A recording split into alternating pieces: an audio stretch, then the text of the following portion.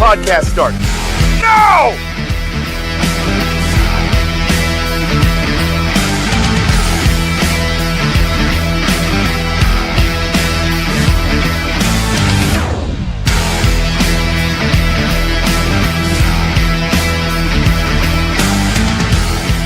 The standard is the standard. We set the standard.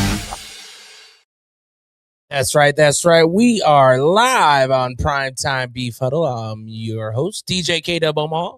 We greatly appreciate all those who tune in and check us out here on Thursday nights. Almost every Thursday night since we started. Yeah. Episode 27. Good. I mean, dude, it is trucking along. Yes, it is. As the Omaha Beef are preparing to head on the road at 8 a.m. in the morning. That's the plan. 8 a.m. from Council Bluffs, and we're going to head to Denver, Colorado. The what is it? The Mountain State, or I don't know, Mile High, or I don't know. We're going to go to Denver, and we're going to come back with the victory. Is the mindset right now, because that's the only mindset we have to have.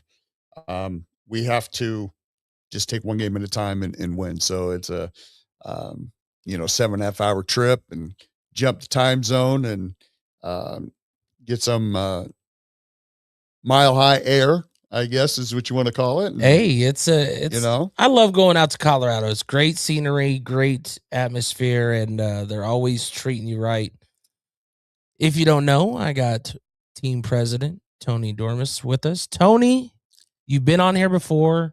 You're back again, and for those that are wondering, unfortunately, the Omaha Beef are practicing right now. Yeah, that's something new. What had to change this week? We just had one off week where we had to change facilities. We had to change facilities because of our facility over in the Iowa Sportsplex was going through some renovation. They're adding air conditioning and the big fans up top. Okay, it gets a little warm in there in the summer and such, and so they went through some just some renovation time, and but we'll be back in there Tuesday next week. And so but you guys have been out at the center, so we want to thank them for allowing us to come out there. That's absolutely great huge facility. I haven't been out there personally except last night for the first time since I was with the Iowa Blackhawks back where we practiced. God, good golly, back in I think last year we were there was in 2012 and such. So it's a great facility. It's a little further for our out-of-state players at the team hotel, but not that bad of a drive. They understand, they carpool, they do what they got to do. And it's a great facility too. So pretty blessed, pretty lucky to get in there. And but it'll be nice to be back into our home practice facility, Jody's Collision Repair Field at the Iowa Sportsplex. So I think the team likes that facility just because it's really close to the hotel. That's a good thing. Well, yeah, I mean, you're practicing later, but today they're going 7 to 9. They'll get ready to go. These past 2 weeks have kind of been a whirlwind for you. You've been here, what now? Just over a year yourself? It's been 2 years. First full year, I would say, is at full time. For some that don't know, I live near Des Moines, Iowa. So I come in, depending on what's going on through the week. I either come in on a Monday afternoon or a Tuesday morning, 121.6 miles one way from my driveway to the parking lot of the Ralston Arena, in a Jeep Gladiator, 12 to 15 miles per gallon. It's a little crazy, but it's an easy drive. And then I stay here till, if it's a home game, Saturday night, I head home after the game for a few days. And then road trip, when we come back, the 2 trips to Kansas, I hop back in the Jeep and drive another hour, 45 minutes back home. And So yeah, it's a lot of wheel time, a lot of road time, a lot of wheel time. Sometimes it's a good thing because you, especially during the off season when we're going after sponsors or being creative with our game day production, windshield time's kind of cool, you know, and it kind of, you know, it's like that on Jerry Maguire when Tom Cruise is singing Free Fallin' because he's all happy and everything. I get to singing my songs on XM and you know, Channel 15 Yacht Rock is one of my faves to listen to. My license plates on my Jeep say that Yacht Rock, and you know, I just get into the zone, or maybe it's just thinking about warm weather because during the off season it's cold. So I think of the beaches and my next trip with the Jeep would be driving down the overseas highway going to Key West from Miami, and you know, it's a 126-mile trip, and I'm like, yeah, that's my destination. Put the top down and just roll. I like that you brought up the Keys. That's a place me and the family went. We went down to Orlando for volleyball, and I said, well, one thing I want to do is stay in Miami for a day and then make our way to the Keys, and then we'll go I had to drive all the way back to Orlando. So, okay, after a day in the Keys. But I want to tell you, man, I'm not a fish person, okay? I like shrimp. I like stuff like that, but I'm not a fish person. No, I'm not an oyster. No, I'm not none of that. Just shrimp. My now son-in-law, at the time he was just a boyfriend, orders mahi-mahi tacos out of the Key West. Perfect. And I have to tell you, for someone who will say right now, I do not eat fish, that was well worth it. You know, KW, here's the thing about getting seafood here or, you know, in the Midwest, whatever, or getting it literally, it could have been caught 30 minutes before it gets on your plate. You know, when you can't get any more fresher than the Keys, you know, and it's so cool. The restaurants and just different places along the Keys, you know, have conch fritters or, you know, the shrimp and the mahi-mahi and stuff. The Keys is my Graceland. You know, there's Elvis fans that love Memphis and they love Graceland. The Keys to me is your Graceland. Is my jam. I mean, the drive alone, you could be stuck because of if people don't know the overseas highway, it's just a 2-lane highway. One there, one back. You know, one way. And if there's a wreck, you could be stuck for 4 hours. But the view you get for 4 hours is something you'll love. It's just wicked. Yeah. You know, and then as you're driving, you're near 7 Mile Bridge and you're on 7 Mile, and then you see Fred and Barney. And Fred and Barney are these two trees that are actually grown in the concrete of the old bridge. And they at Christmas time, it gets decorated by a group of people at a marathon, about 40 of them. They decorate the tree. The big tree is Fred. The small tree is Barney. And they actually, it's survived hurricanes after hurricanes, and it actually grown into the concrete of the bridge. Okay. Very odd. Look it up, people. It's, you know, so it's one of those, you see Fred and you see Barney and you're like, sup dudes, I'm almost to where I want to be, you know, and the sad part is when you're driving north and you see them because you're leaving Key West, you know, and, there's something magical about it. It really truly is. As I sound like I'm working for the Convention and Visitors Bureau for the Florida Keys, but it's true though. I mean, it's just the trip that, man, at Christmas time down on Mallory Square, they decorate, you know, I think it's cool to decorate palm trees rather than pine trees, you know, at Christmas it's time. Unique. It's different. You know, it's a good class, you yeah, know, it's just, you know, white sand. I'll take white sand over white snow any day of the week at Christmas time. You know, I've been to a lot of sand in Florida. I've been from east and west side. My favorite has to be like, if it didn't have the atmosphere it has, the sand and the water there in Miami is legit the best sand and water. It's just the atmosphere around it is too big for who I am and what I do. You would actually love, and people can testify. They've been down there, Siesta Key, Siesta Beach, right in Clearwater, Tampa. I love Clearwater. I love it. It's on the Gulf side. The sand is quartz, so it doesn't get hot, and it's powder. Yeah, I mean, really. But I'm talking about where you mix water and the sand, yeah, right? Because of course, over on the Clearwater side, it's not really clear water, right? So that's where I say sand and water. Yep. But we have you on here. A lot of people don't know what the title team prez is. I know there's a lot of underlining of all duties assigned. Yeah, that's without a doubt. What has been your experience these past 2 years? And like you said, your first year full time, ready to go. And what's some of the things and why Omaha for you, Tony? Well, honestly, why Omaha for me is 27 years. Okay, we've all as fans seen the teams that lasted 2 games, the teams that have lasted 5 games, the teams that have lasted maybe a season. I was blessed when I came. I've been on the spectrums of both sides. Back in 2005, I became a coach. I was a special teams coach for the Iowa Blackhawks. They started off as an outdoor team that played down in Malcolm, Nebraska. The quarterback was my youth football coach when I was 8 and he was 16. His dad and uncle started the Council Bluffs Rams. And at the time, that was the only team in town. So, there was 8 to 10, and then I believe 11 to 13. We played Omaha teams and such.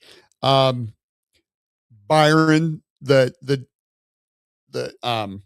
was the main organizer. He started the team. He built a relationship with the Los Angeles Rams at the time, their equipment manager. So our helmets had the actual Rams that the LA Rams had. They had shirts for the coaches that said Rams football, and he added Council Bluffs on top of it. We had the jerseys with the horns. We had everything as identical as the Los Angeles Rams. And he took pride in that. And it was one of those that, God rest his soul, because, God needed a hell of a coach. He was a youth coach that you called him Coach Wolf, or Sir. And that was it.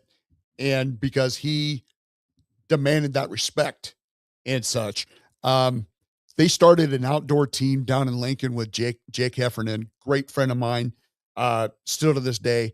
Jake got a credit card for $3,500 and bought football equipment with it. Who does that?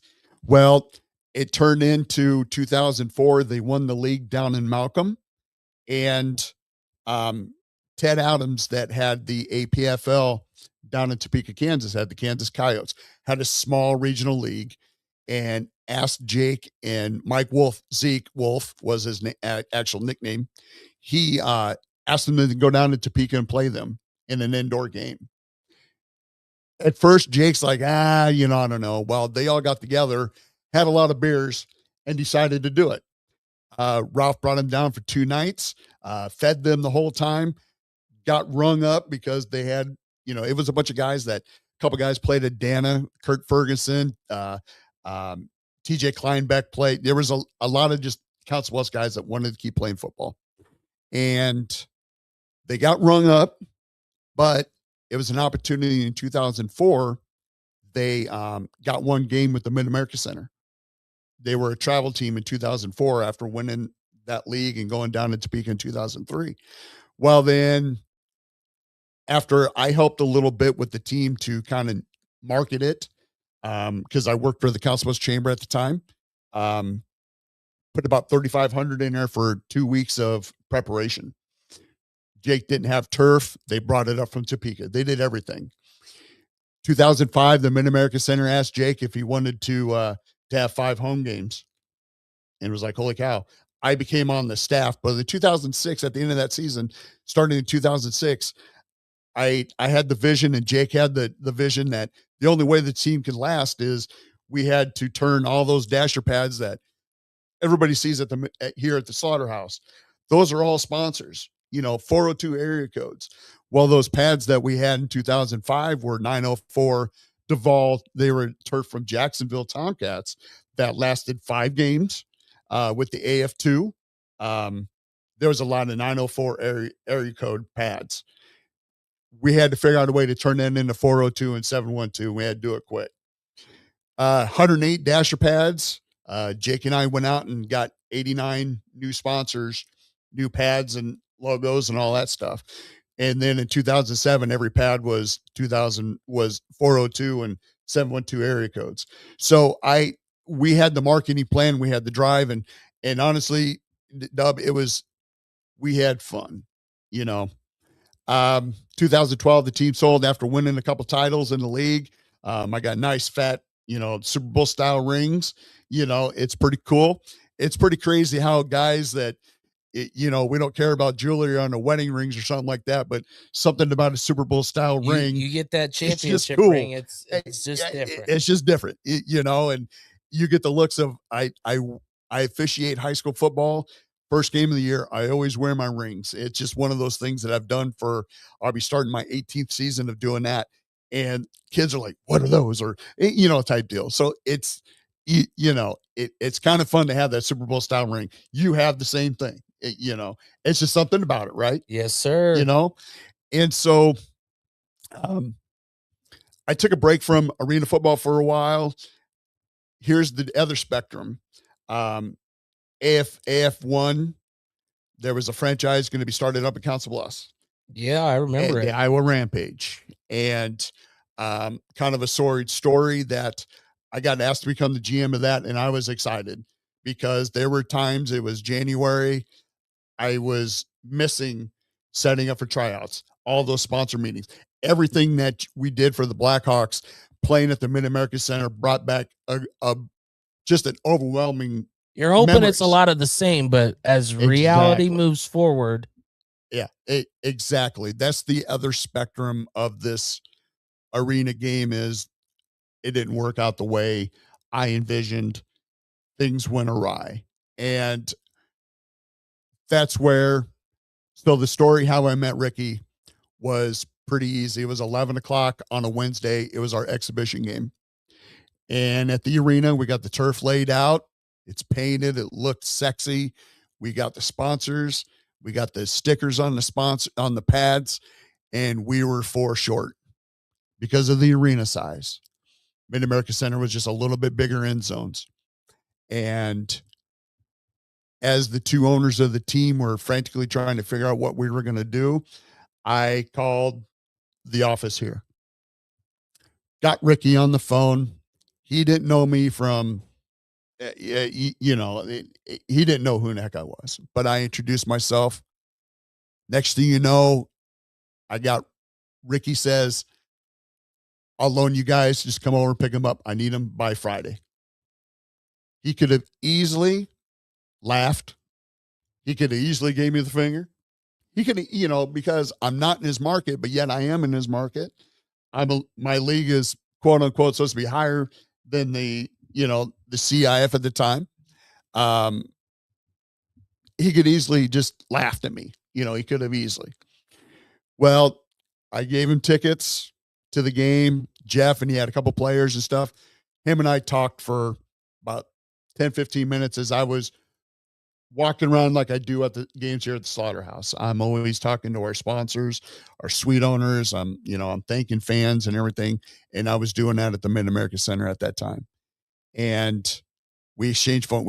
I had his phone number and stuff, and we talked numbers, and, he wasn't being a negative nilly on how, there's just no way this team's going to last, and everything like that. Well, I don't know if Ricky's a prophet or he just knows numbers and stuff. And it was a few short weeks later that the team went under, and he offered my season ticket holders and my sponsors tickets for the rest of the season here at the Slaughterhouse. The only thing he had to do, he asked them, said, I need to know Thursday before the home game, but if you got 4 season tickets at the Rampage, I'll give you 4 seats. Sponsors, same with all that stuff. Again, he didn't have to do that. It was a Thursday when the team folded. That Friday, I came over here, did an interview on the turf. And it was Facebook, and KETV was there also. I remember it. Yes. I remember the excitement that I had. I got interviewed by John Chapman, following him, at WOWT and his longtime photographer, cameraman. And when we were at the MAC getting all the gear, and all the gear shows up and all the players there, and he's interviewing me. And at first I was like, dude, hey, I'm being interviewed by John Chapman. How cool is this? And such. But the following year, Ricky asked me to come on, help with game day stuff. And so I would come over. I traveled a couple times. And then during the off season, I was team president last year. I did a lot of just behind the scenes stuff. This year, the off season, the selling, that was the big thing that we had to do. Connecting with our partners. What's that like for you? How do you get to wake up every day and say, this is what I want to do to connect with different partners? We of course have so many to name. That's not the purpose of this, but it's the connection. It's the being able to have those relationships more than just a dollar behind it.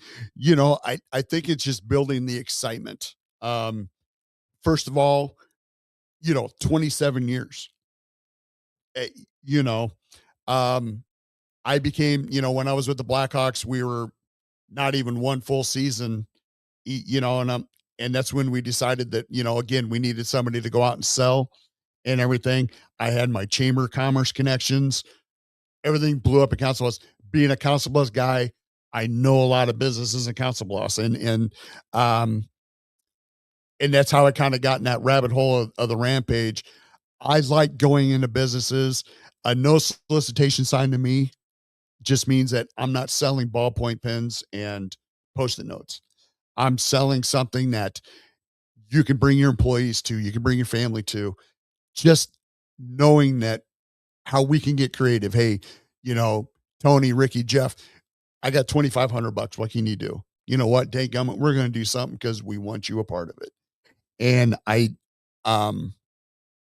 use that example a lot because when they're here, it's a great environment. It's contagious. Exactly. You want to be a part of it. There's a lot of good high energy things going on. How does it go for you from your partners when the team's 0-4?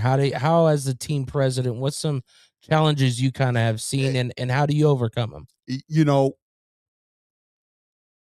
I think a lot of sponsors, they understand. They haven't come and beat down the door and, throw pitchforks and everything. Like, they understand that it's football, it's sports, it's everything. First of all, you don't go in and we're going to win a championship. Yeah. Of course we want to have that feeling and everything. When we know it's the goal. Everybody knows it's the goal. Exactly. And that's a lot of, rah, rah, cheer, cheer, oh yeah, we're going to go off and win a championship. Now, as a team that's been in that title game, 5 years in a row and winning 3 of them, that's easier to say than a team that's never been there. And fortunately, the 2005 season with the Blackhawks, we lost in the title game in the last 2 seconds by a field goal. And that would have been, oh my God, title first year out of the box and everything. I think the big thing is that we still reiterate that use those tickets, stand behind us because we're going to fix the ship. We're confident. And I hope, I shouldn't say hope. I believe that we're in the right direction now. I'm not bagging on anybody. I'm not, the past is the past. We can't do anything about being 0-4. Is it a situation that I don't want to be in? Hell no. And especially with the expectations here. But I do believe that we're in that right direction now. Come tomorrow, and then we, 6 o'clock in Denver. I think it's our time to maybe wake up the echoes, as they say in Notre Dame, as much as I don't like Notre Dame, but, but wake up the echoes is kind of the thing.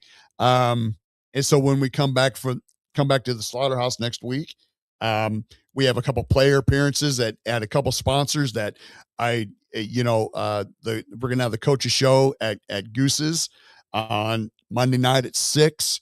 So come out and eat some great food. I know that we're at Buffalo Wild Wings and Papillion, 72nd down in Shadow Lake, 5:30. So you come meet and greet with the players and such. And that's on Wednesday. That is on Wednesday. We just did Texas Roadhouse down there as well. We appreciate them. Yeah. Sunday, you said that is there some Sunday when the team comes back, they'll rest up a little bit. Smitty's Garage, they're on 76th and Dodge.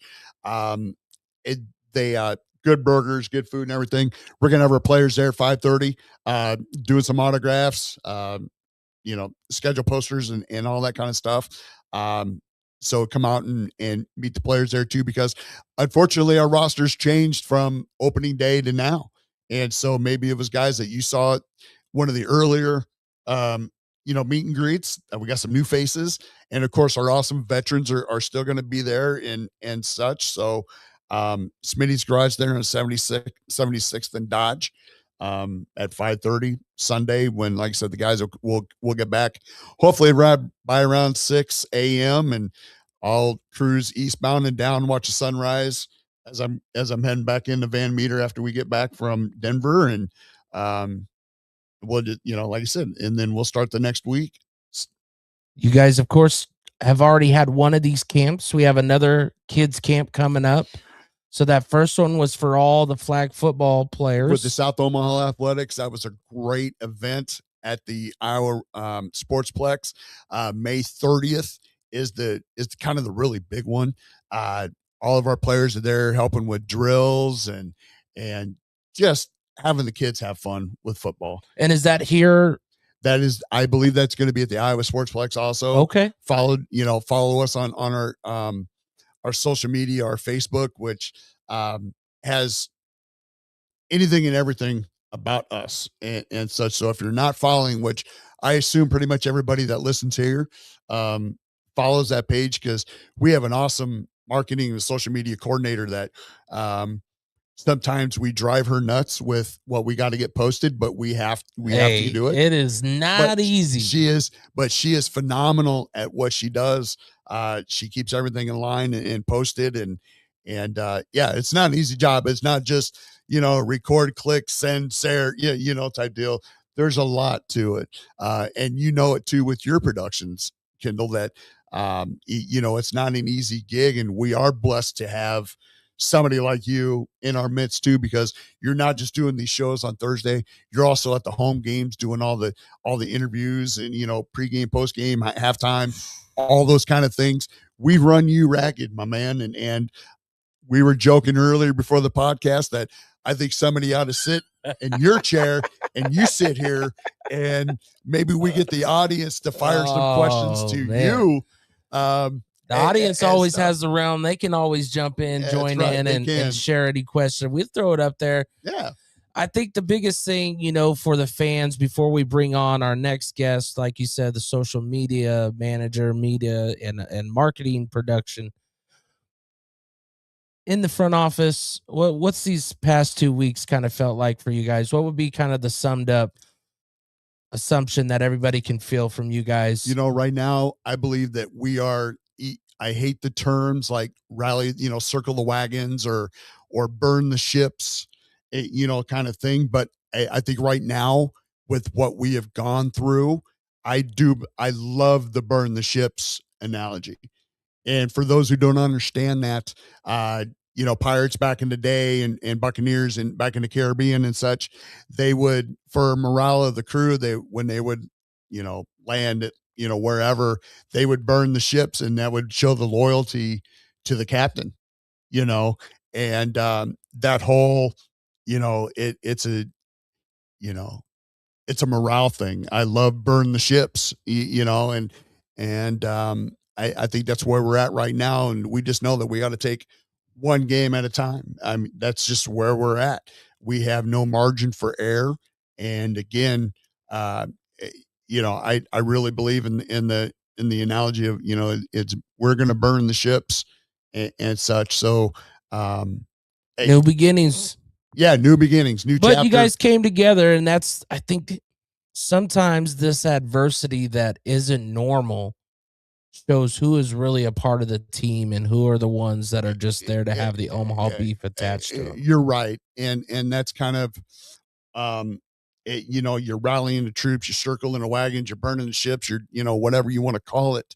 And we know that we're not gonna scrap the season, because it's not over yet, and back in 2023, I believe, when Ole Miss at the College World Series, don't let the Rebels get hot, baby. It's the same thing. Don't let the beef get hot, because you just don't know. Well, we'll be right back.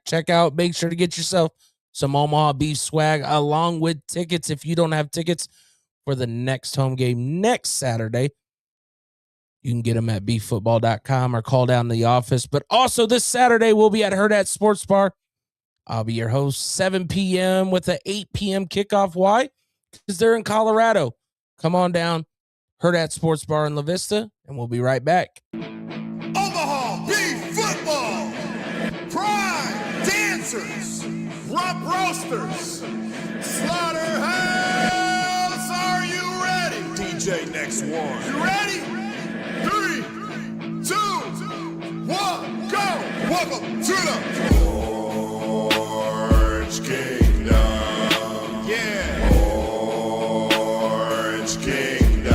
Welcome to the Orange Kingdom. Yeah. Orange Kingdom. Welcome to the Slaughterhouse where we run it. Yeah, we really want it. Beef Nation, got 'em shaking. Got a ring and we flaunt it. Prime dancers be on it. I bet the competition's no opposition. We come to take and we done it. Ricky is the chief saying, let's go beef. Welcome to the Orange Kingdom. Yeah. Orange Kingdom. Welcome to the Orange Kingdom. Yeah. Orange Kingdom. Welcome to the Slaughterhouse. Orange and Black. About to win this. Defense stays on attack. You on a hit list. Like it, blocking and dumping, jumping out the gymnasium. You want to see the best meetings at the Beef Stadium. Yeah. Orange Kingdom. Welcome to the Orange Kingdom. Let's go beef. Orange Kingdom. Slaughterhouse. Orange Kingdom. Prime dancers.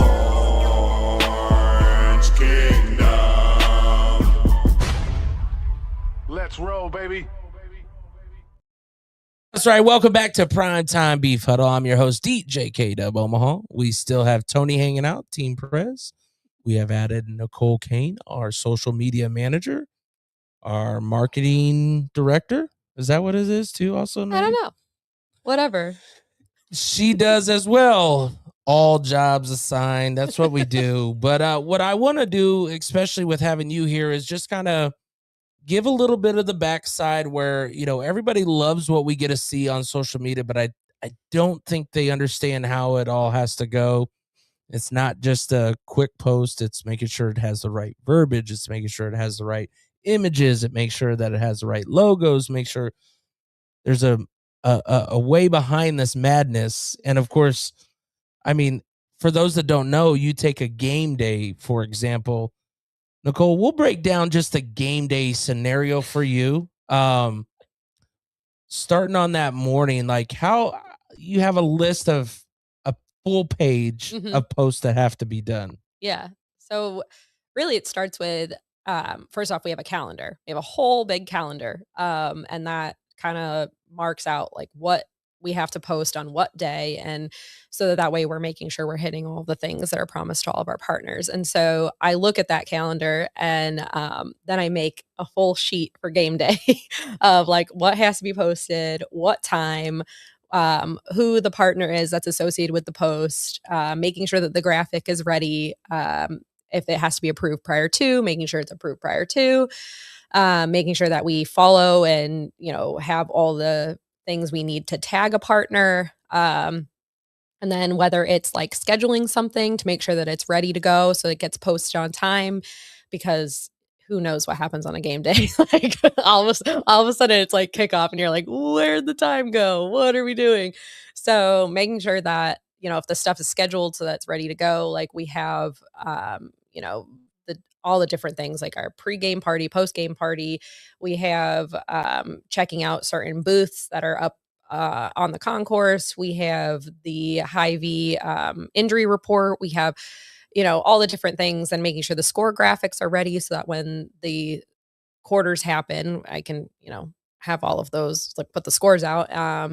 Making sure that I have photos so that I can use the photos to put on the graphic. It's just like there's just so many things that happen. Now this is one person, but what you got to understand is you have to have people behind you to help with that as thank well. God for And them.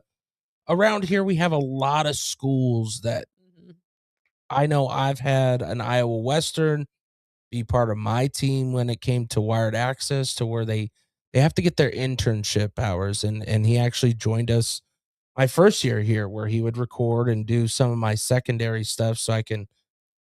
These people are so important. How did you find some of your team to help with certain things that you or I cannot get done in a day? Yeah. I mean, well, first off, we have our team photographers, John and Kate, like they're Easy. freaking great. Thank goodness for them. And then, yes, give them all the praise. We can give them all that. JK personal everything. touch. Thank you to That's both. the master's golf clap, by the way. Right there. Yes.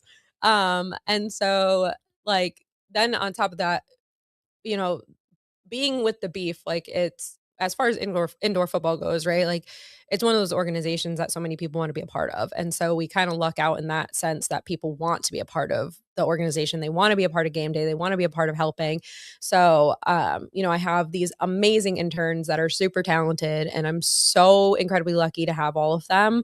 I have videographers, graphic designers, photographers, all of that. And so I am just extremely lucky to have such an amazing group, because they make it so much easier to do my job and facilitate all the different things to make sure that we're hitting all the different partnership requirements and agreements, because I can just be like, hey, I need this, right? Like I'll make a list and I'll be like, you're assigned to this, you do this, you do this. We have a group chat on game day, making sure that, we're getting all the different things. And, sometimes they get the stuff that you need to, because you're doing all the things that you need to do on game day, which is, I don't even know what you do because I can't even watch. Like, I don't even know what's happening during the game. I know. Like, you were like, hey, we need to meet before. And I'm like, you have like a list of your things. I don't want to mix it with my things, but if you need me, I'm here.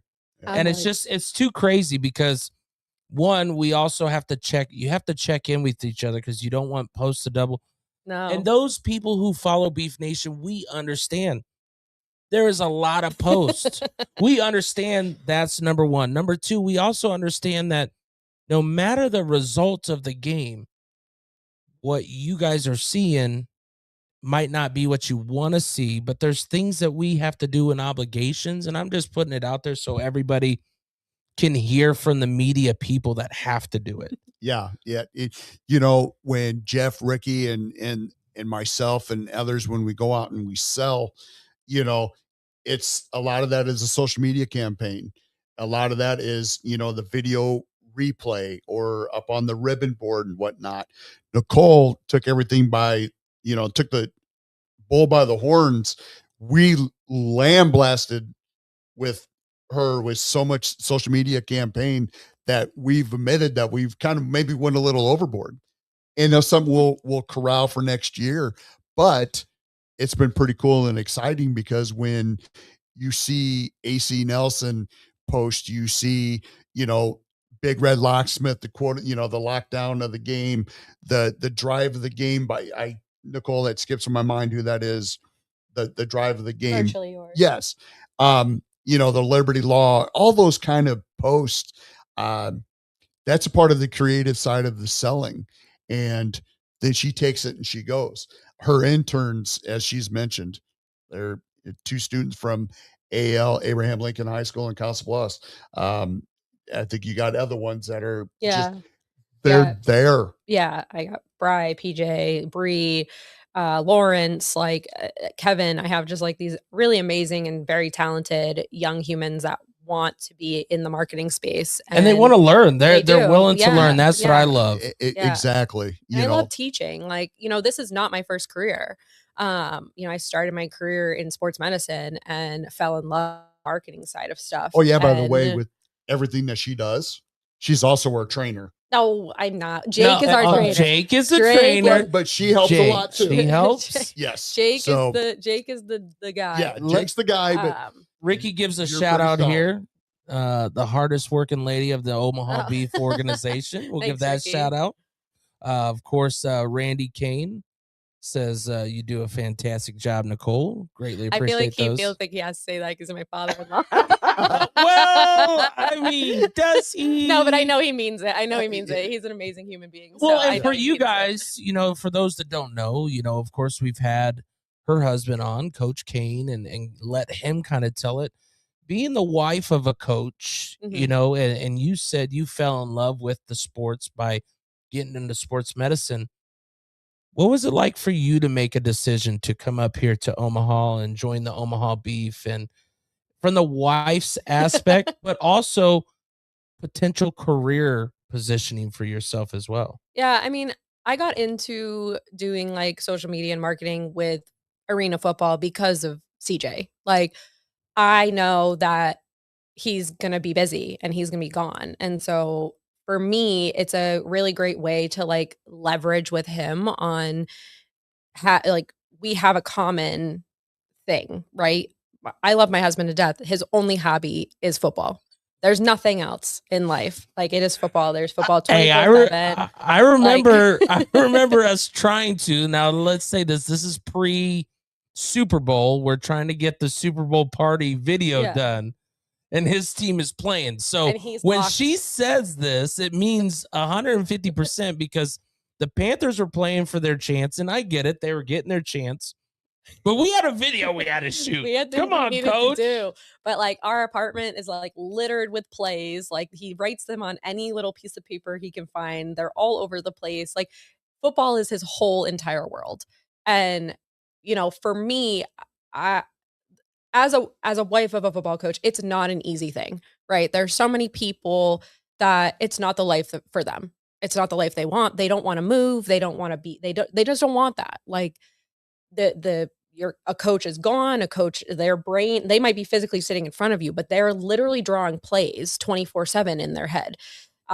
He's watching film all the time. He's doing this. So for me, when I got the first opportunity to work with the arena team that he was playing for, it gave us this common ground, like gave us stuff to talk about, and which like sounds really bad. We had things to talk about other than that, but like it's his whole world. So I wanted to be able to enjoy it with him.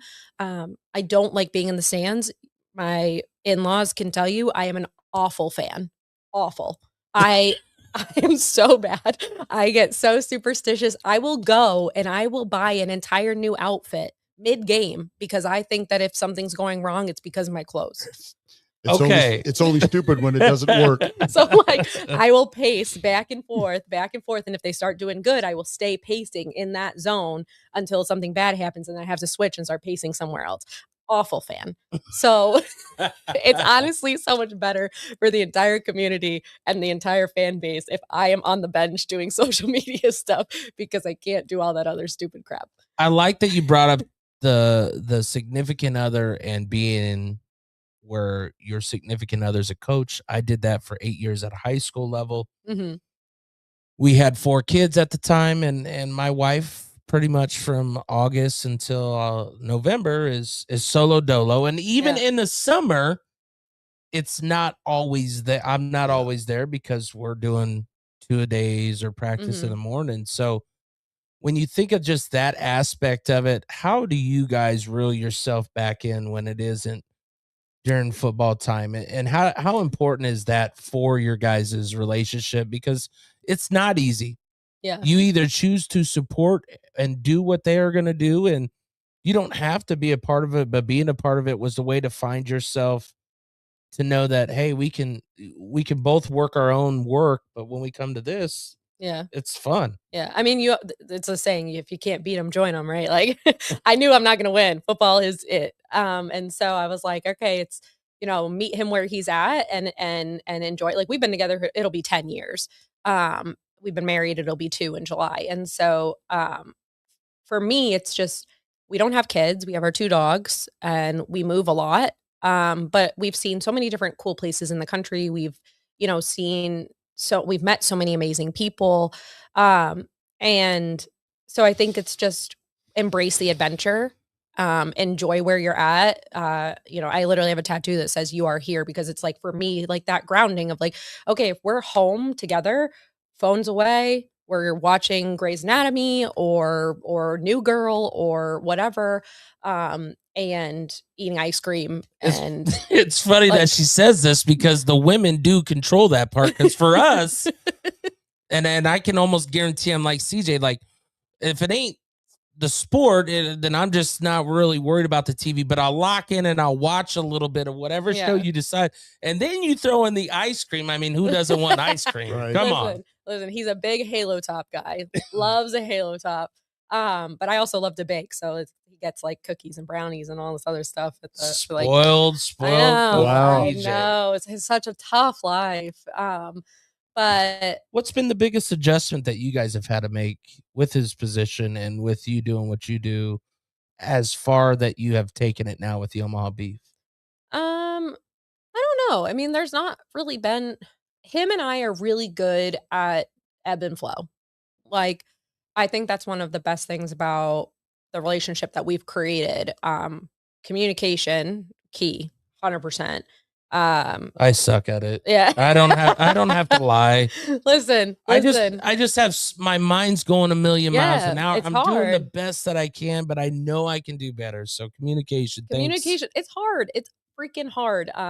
It is, like, I think the most important thing, right? Like checking in with each other on, how are you today? How are you feeling? Like, I know stuff is stressful. Like, for him and where we're at in the season, obviously it's not where he wanted to be when we came here.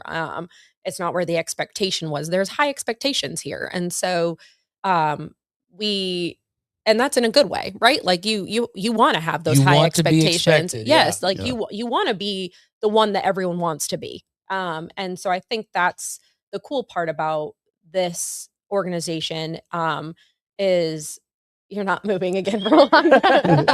I saw that too, and I gotta throw it out there. If I see it, I gotta throw it. That one.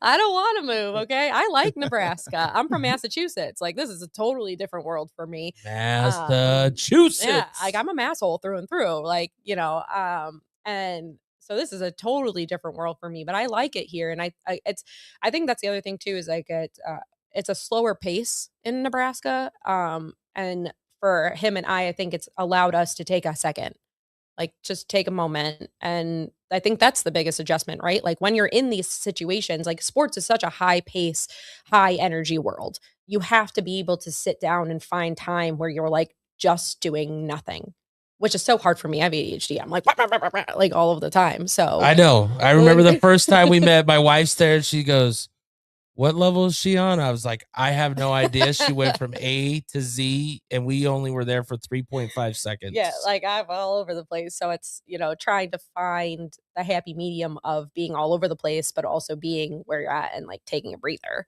How can you separate yourself with the social media side and the wife side, especially with everything that's been going on with the Omaha Beef? How have you been able to make sure that you guys are on the right side? And I mean that in the fact of he's got so much pressure. You're, of course, doing the social media side. How do you separate the wife and the social media? Honestly, it's a lot easier than I think it maybe seems. But, listen, when there's a bad post, I don't want to post it. I don't want to. I know. But I have to. I know. When it's like the end of the game and I have to find a coach to do a post-game interview, and I'm like, CJ, you're up. And he's like, and I'm like, I know. So he kind of actually gets stuck doing a lot of things that he probably wouldn't want to do. He's not a big social guy. No, he's a Twitter dude. Loves the Twitter. But he's not like he's like me. I don't want to be in front of the camera. He doesn't want to be in front of the camera. But because he's married to me, I'm like, you're in front of the camera. You're the guy. Let's go. Like, I got a video that needs to be done right now, and you're the one that's here. So I think for him, he's sometimes probably is like, oh my God, again. Not one more. Like, again. Tony, for you guys at the front office, obviously having someone that's dedicated to that part, how important has that been for you? It has made it totally, it's it makes it easy for us to be able to have our sponsors happy with what's going on. They pay in, again, we talked about how much a sponsor might pay in their budget. They want the best bang for their buck. And having Nicole taken her role, she was kind of thrown into it. I mean, there kind of, at first there really wasn't, here, you got social media. And she was like, okay, I got this though. We didn't give her a lot of direction at first, because I think it may have been new for Ricky or Jeff, because I don't mess with it. No, Ricky's always been the 3 years that I've been here. He's like, I will stay in my lane and I find people to do what I need them to do. And that's been the luxury that, and I greatly appreciate Ricky. I mean, even with everything that I get to do, like at no time, I may have gotten something where he's like, okay, what's more important here or this? Like the afterwards and how can I do better? But for the most part, it's what to do. Let's go. Exactly. And that's where we're blessed with having her here, because she took those interns and it's like, okay, we got a group chat. This is your role. This is your role. This is your role. And she keeps them in their lanes. But she gives them creative freedom also though. So she takes that mixture and she puts it all together. The two interns that I got set up from PJ and Braden, I got them from a high school because they want to go into sports media. Are they learning a lot from her? Heck yes. Are they having fun? Heck yes. They already want to come back next year. For me, it's seeing the smile on their faces. That's what I love seeing when they were out and about. Next week, next home game, their teacher's going to be in the stands, seeing what they do and getting a little glimpse behind and everything. Yeah. And so I think as she's kind of a teacher or a mentor in that kind of role, and she relishes in that role also, and it's that old, it takes a village or whatever you want to call it, but it is true, because this social media animal that we have here with the organization, she has to keep it fed. And I mean, social's a whole different beast. Like it's something, man. Like it's crazy. It looks like it's going to be the funnest job in the whole wide world. And it is fun, but it's also like demanding so much. You have to post, if you're doing social right, like you're posting at certain times, this amount of times per day, these different platforms, all this stuff, you have this amount of content, you have this amount of stuff, you have the right copy, you have there's just so many things that go into it, right? Like then when you think it's right and you post it and you're like, oh my God, that's wrong. Something's wrong. And you get a message and you're like, I know. I don't need you to tell me. I know. You're like, come on. You can triple check it. And it takes a strong person to understand the analytics and the behind the scenes of it, where you can see the tide flows and everything. Yeah. And stuff. So again, when I say it's a beast, it's a beast. It really is. What's been the funnest thing that you've been able to experience taking on this role for yourself? What's something that you've really found? Dude, the fans here are crazy. I love it. Like, they love them some Omaha Beef. Like they're great, which makes our job easier because we have things that, fans are in it. Like you have the extreme fan of the game. And it's fun scanning the crowd to find that person. And so I think and when I say they're crazy, that's in I love you guys so much. Like that's don't think the crazy is the bad crazy. No, I'm crazy. So I appreciate it. Yeah, it's remember the word fan means fanatic. That is the crazy fun part about it that we love to see. And it's obviously the last home game, it wasn't the outcome that we wanted, but guess what? They were still loud. They were still there. They were still cheering on. I've been to so many different sports games where it's see ya. You guys suck. Okay, bye. And so it's just nice to have people who do genuinely have this organization's back. Because it can't be done without fans. It can't be done without players. It can't, there's so many things that go into a indoor football team. And I sometimes think people don't fully grasp how much goes into it. You can see an NFL and this and that and all this stuff, but that's easy for them. That's easy. Like they got the money, they got the people, they got the time, they got the this. They're not sharing anything with anybody else. They're not like it's cake.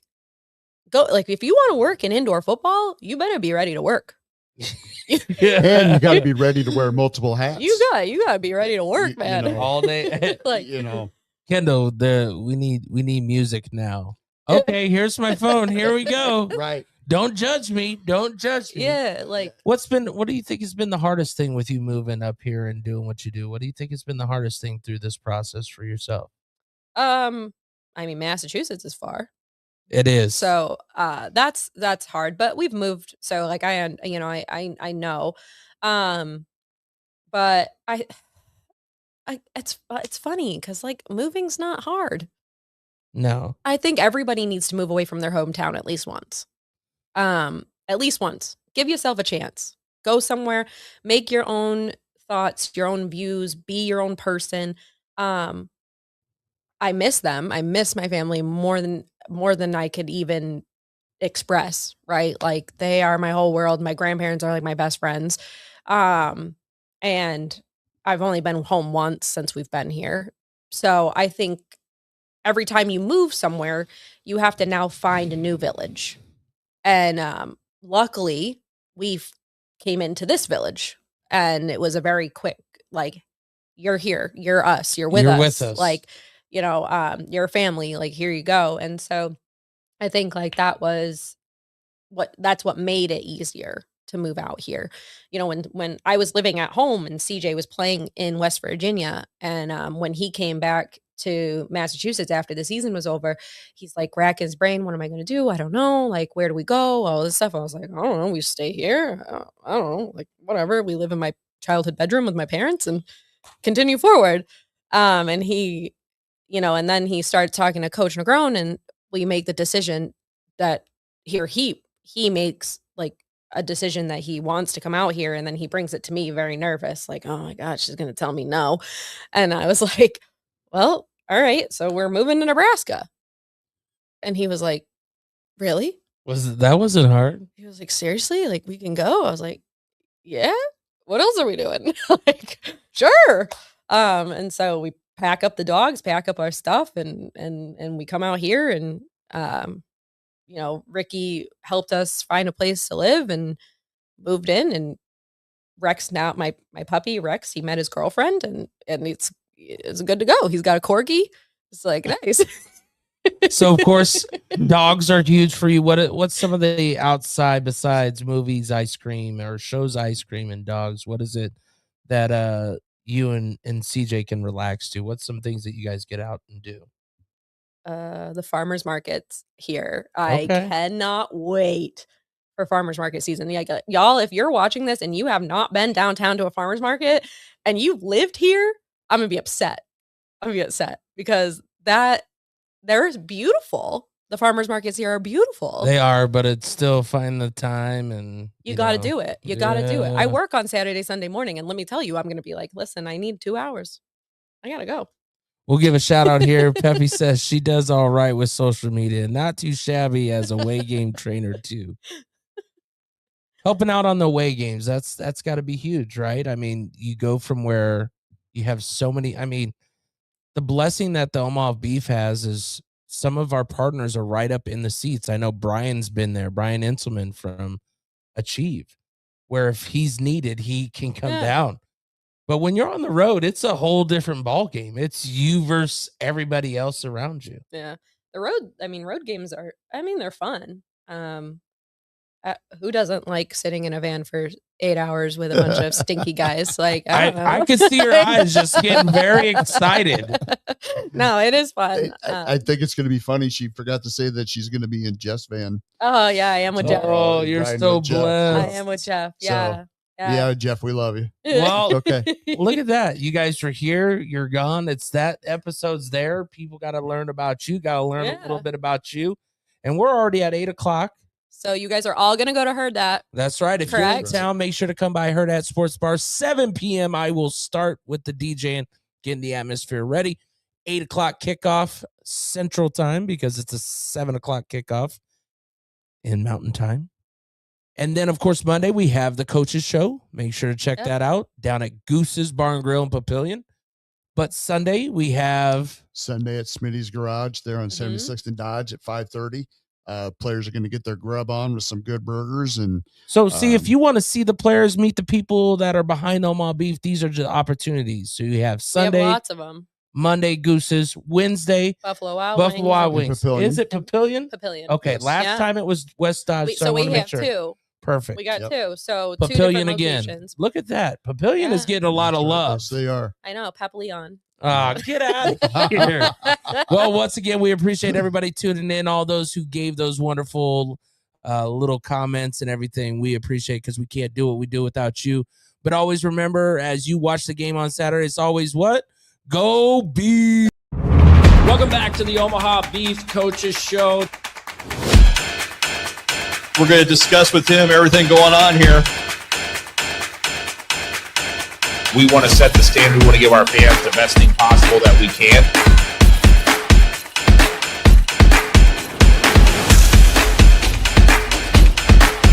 God took me from the Carolina Cobras to the New York Yankees in about 2 days.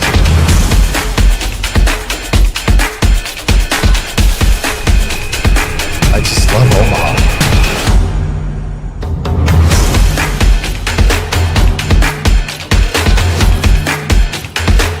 We're going to be here every Monday night, 6 o'clock, Goose's, downtown Papillion.